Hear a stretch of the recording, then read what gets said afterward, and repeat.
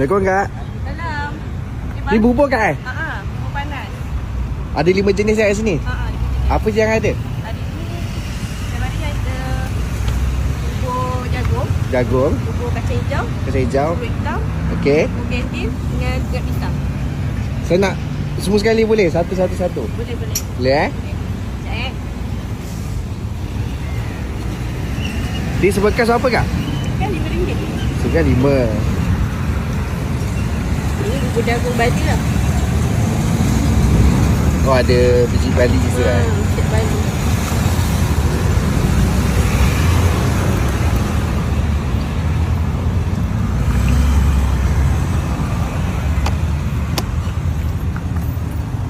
Sini akan buka hari-hari ke?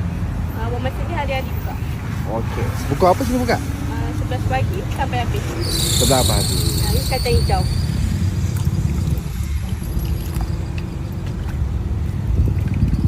Ni tak ada durian lah. Ada durian lah.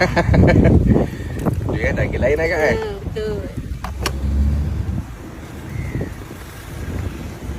Yang ni hot selling kita. Gulab hitam. Oh, Ini ramai orang cari lah. rupa-rupa cantik tu. Pekat-pekat tu. Pekat-pekat.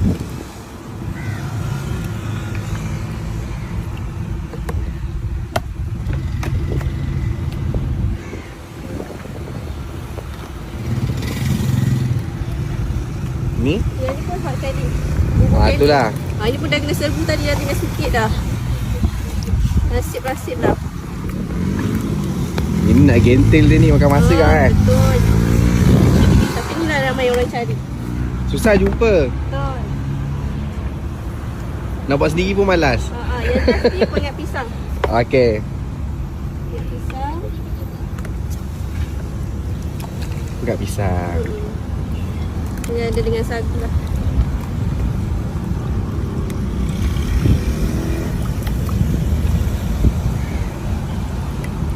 Okey.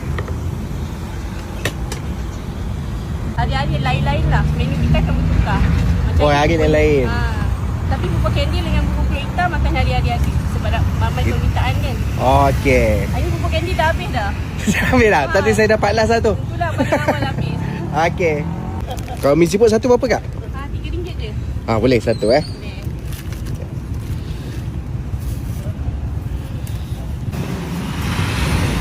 Okey. Terima kasih kak.